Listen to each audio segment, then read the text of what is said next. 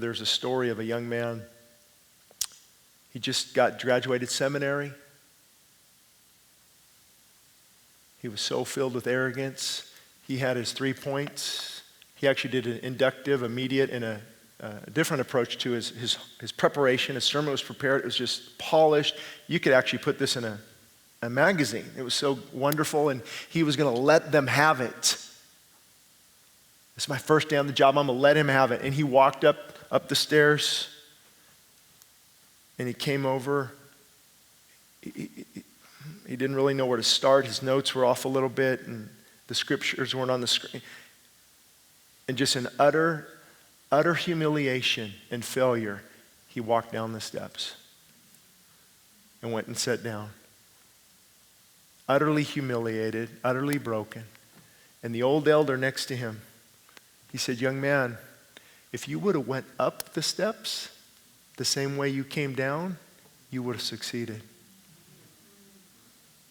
If you would have went up in that brokenness and humility and saying, God, if you don't move, I'm lost."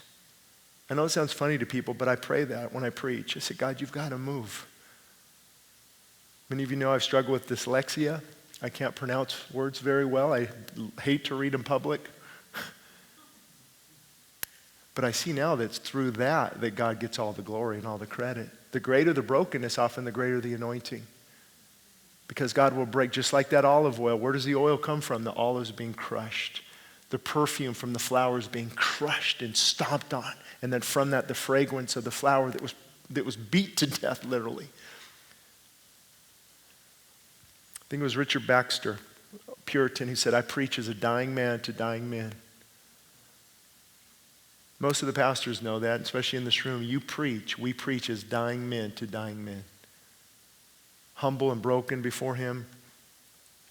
But just remember, God does the opening, you prepare the soil.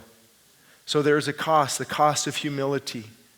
Let me just mention why this is so important, because we come in, we judge worship. We judge the appearance of others. We look others up and down, looking for any sign of carnality. We are eager to show off our theological persuasions and our debate. Christians struggle for power, for prestige, don't they?